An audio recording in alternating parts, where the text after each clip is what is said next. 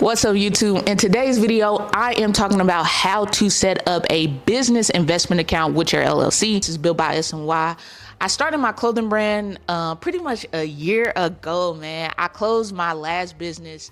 That was the first business that I built to be a six-figure business.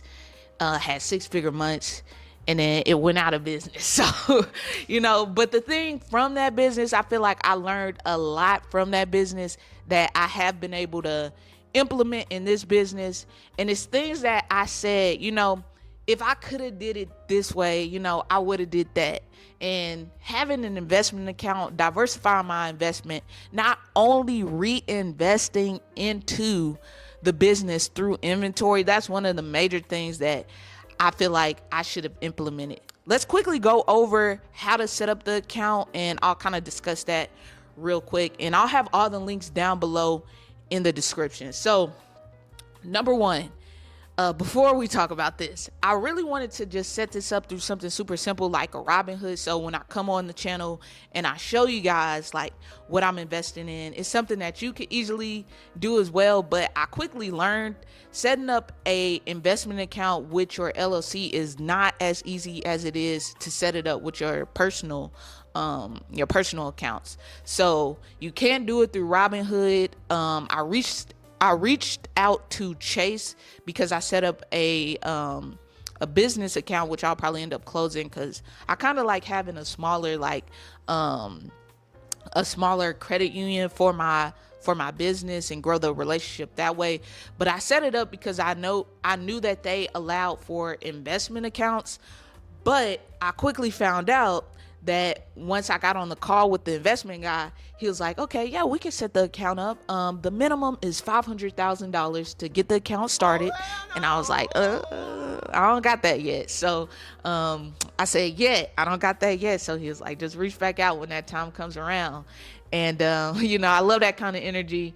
But yeah, I ended up going with Fidelity. This was the one place that after doing some research, going on Google, talking to, ChatGPT, doing, the base level research, I found out Fidelity did offer small business investment accounts. So I'll put the link down below, but I just went on Google, typed in Fidelity business investment account, clicked that link, filled out the form. The things that you'll need is your LLC document, the articles of organization.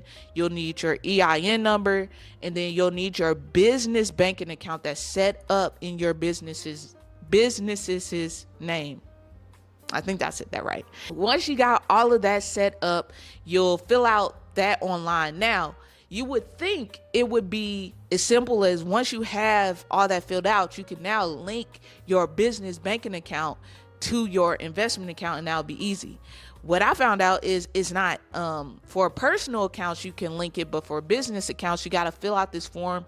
It's called a ETF form, and I'll put that down below, but you got to fill that out. You can either mail it in, or they have like this QR code that you can scan.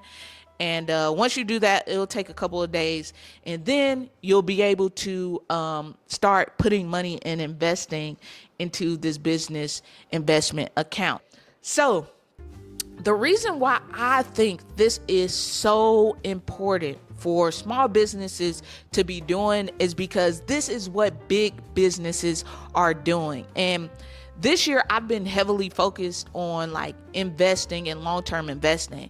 And what comes along with long-term investing is actually understanding at a deeper level what companies are doing to grow their revenue year over year. And when you look at some of these companies that you're seeing growth from, that are doing 10% growth revenue every single quarter, that are doing 20%, 30%, 40%, 50% revenue growth year over year, you quickly learn that these companies are not only reinvesting back into their own product, back into their own inventory. And I feel like a lot of small businesses think like, oh, in order to grow, I got to reinvest back into the business. And they think reinvesting back into the business only means buying your own inventory. But just think about like Apple, for example. Do you think Apple is only reinvesting into buying more iPhones, more MacBooks, more products, more things like that? No, they're diversifying their investment. They're still reinvesting back into their business, but they're not only reinvesting into more inventory. And the reason why that's such a bad model to use as a business, only reinvesting back into inventory, is because one year Apple might not sell as much iPhones as they did the previous year. But if they had other investments, which could be treasury bonds, which could be them investing into another company, which could be them buying out another company, if the iPhone sales aren't as high as they were the last year, as long as some of these other investments perform good, if not extremely higher than they expected, then it'll even out. So you have to think about that as a small business as well.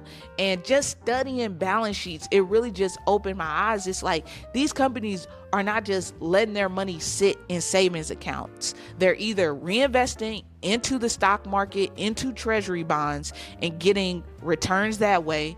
They're buying out other companies. They're taking their money and investing it through private equity into other companies. And this is how you're seeing these high growth rates with these companies. And as small businesses, we have to do that too. We have to study that. We have to put in the work, and we have to learn how these businesses are growing. And that's just something that, as a business owner who has had a high six-figure business, and I've seen how only reinvesting back in inventory over the long term, that is not sustainable. It might be good when business is good, but when business is slow, you'll feel it as well, because all you have is inventory that might be sitting a little bit longer, that you might have to discount. So now you're actually losing money versus making money. So with all that being said, I kind of want to show you guys the investment account that I have with Fidelity. Once you have the account, it should say, let me clip this mic to me real fast.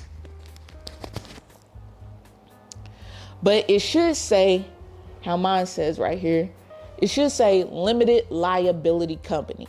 Now, number one, I started this account off with $1,500. So I only put like less than 10% of what I have saved for the business into this account, because again, I still need that money as a very small early stage business to kind of be buying more inventory, to be sampling, to still grow the business. But at the same time, I want to start building this account where, right now, investing less than 10%, move to doing 10%, then to 15% to 20%, and just build out this account.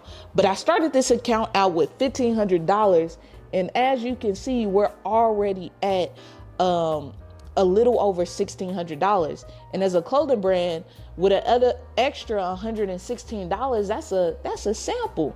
I just got a free sample by putting my money into an investment account.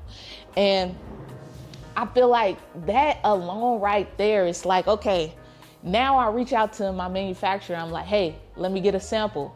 It's like, it's already paid for, so, but yeah, that's one thing that I'm happy to see the growth. And I want to talk about some of the investments that I am doing and why.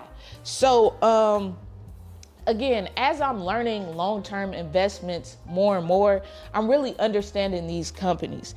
And two of the companies that I plan to heavily invest in on this account are going to be companies that I spend a lot of money with. And that is going to be Meta, which is Facebook, and I spend a lot of money on Facebook ads, and Shopify. That's who I use for my website.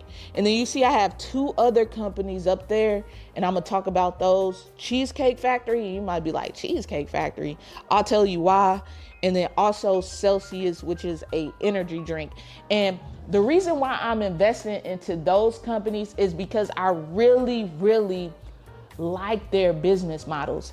And I'll just go into Cheesecake Factory. Like I said, with Meta and Facebook, it's kind of clear cut. I'm spending a lot of money with y'all. I want to start getting some money back, so that's kind of what it is. And I just see the growth potential, because I'm not slowing down on spending money with Facebook. I'm gonna spend more money with Facebook, if anything. Like, I want to spend more money because I get more returns. Same thing with Shopify. The more I'm spending with Shopify, just know that's more revenue that I'm getting in. Like, that's the reason why I'm spending. So when it comes to the Cheesecake Factory, the reason why I really, really love their business model is because, excuse me, but the reason I really like the model of the Cheesecake Factory is because I really learned about their business about a year and a half ago. And I was living in Dallas, and Dallas, or any like bigger city in the US, there's a lot of different restaurants. And you probably don't know it, but a lot of these higher end, or these restaurants that are just popping up out the blue, it could be a Mexican restaurant, it could be a bistro, it could be an Italian restaurant. You might not know these companies are all owned by a Cheesecake Factory. And I did not know this until I started to speak with somebody who worked for this company. And I was like, you're telling me they own North Italia? You're telling me they own Flower Child? You're telling me they own all these other restaurants that I've been to? They own all these companies. And even like, it was like one time I went to a restaurant, it was a Mexican restaurant. It was super nice. And I was like, man, this is a really nice restaurant for it to be a brand new restaurant. It's flowing good. Like, it seems like they really know what they're doing. Come to find out, they owned by the Cheesecake Factory. It's like, what the heck? But just seeing how they're able to incorporate that just opened my eyes, because I'm like, dang, like, as a brand myself, it's like I could have a brand that looks like this, and I can also have a brand that looks like this, as long as my systems are well established for my brand. Like, you could start doing all these different spin-offs, and as long as you have the vision, or you have the proper visionaries who can implement the vision that you expect from these brands, you can have so many different brands under your umbrella. And Cheesecake Factory, they're one of the people that are doing that right now. The next one is, and Cheesecake Factory, another reason I'm investing in it, is pretty cheap right now. It's only 50, what is it right now? I think I bought in around $54 a share. It's about $55 a share. So that's one that I'm investing in. The next one is Celsius. So Celsius is this energy drink. And for me, like, honestly, I'll be honest, like, I've been doing this 30-day run challenge where I get up. I was making YouTube videos, but I would start getting like super low views. And I was like, man, it's hard enough to get up in the morning and run a mile. Like, then I gotta edit it, and then I gotta watch it, only get 2-3 views. Like, nah, I'm gonna just stick to my brand content in this algorithm for YouTube. But Celsius is an energy drink that I feel like a lot of people who are into fitness, into working out, like, that is something that they prefer to drink over like your traditional like Red Bulls or Monster Energies. And it's because it's like slightly healthier, I would say. If you look at the ingredients, no high fructose corn syrup, no added colors or dyes, or things like that. So slightly healthier. At the end of the day, can we truly say that amount of caffeine is healthy? But at the end of the day, it's like sometimes, like, when I'm in grind mode, like, I gotta get me like an energy drink, sit down and just grind. Like, if you really ever been through, like, let's say college, for me, it's like, man, I gotta get some energy drinks, I gotta sit up, I gotta study. And the same thing for a brand. Sometimes when you gotta especially if you're somebody like me who's also working a 9-to-5, once you get off your job, you might be tired. So it's like, man, no, you gotta push to another level, and that might mean like getting an energy drink. And Celsius, I just feel like they're growing pretty fast. They've done a lot of things to expand. They've partnered with Pepsi's distribution, so I'm starting to see them everywhere. They bought Rockstar Energy, which it's not the biggest like energy drink in the world, but it's still a company that I feel like, if that's the only option for an energy drink and you go into like a gas station or something, you'll probably pick it up if you drink energy drinks. And then they own a couple of other like energy drinks as well. But I got them at around $51 a share. They're currently at $58 a share, and yeah, that's a company that I'm buying and I'm investing. So those are the four right now. I do plan to invest in a couple other companies, but for the most part, for this portfolio, I want to invest in companies that are affordable with a lot of growth potential, and then also companies that I spend a lot of money with for my brand, just so I'm kind of like getting some of that money back. So yeah, this is the beginning of this series, and I plan just to show you guys, because right now, like I said, put $1,500 in this account, already at $1,600. It's not day trading. We're not doing day trading. Day trading, in my personal opinion, is too similar to gambling. High risk, high reward.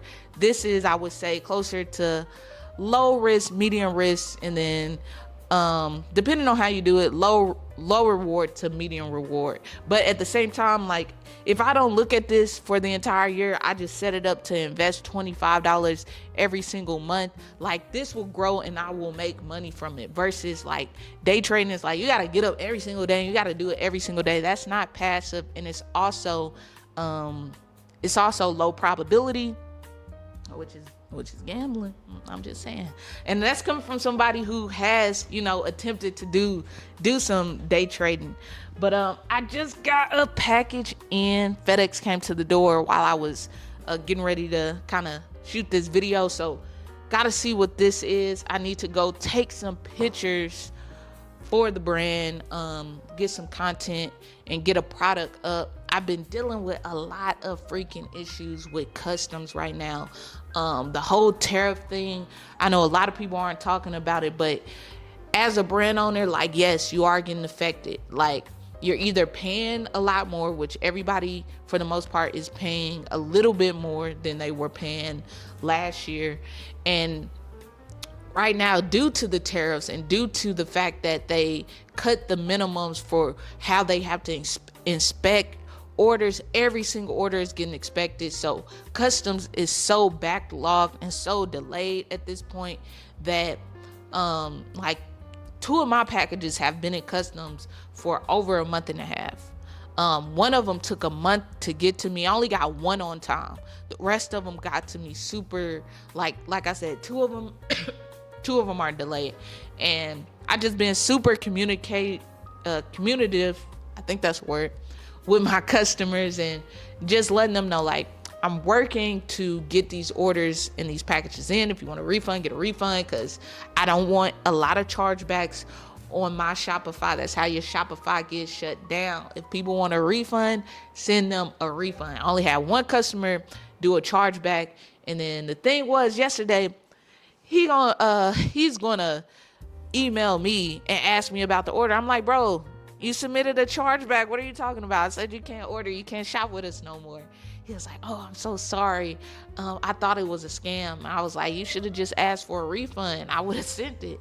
I keep sending out these emails letting you guys know how I plan to supplement you guys with free jewelry with your orders just for this delay. He was like, yeah, I just saw that email. I wanted that free jewelry. I was like, it's too late. It's too late. You didn't hit the chargeback on my account.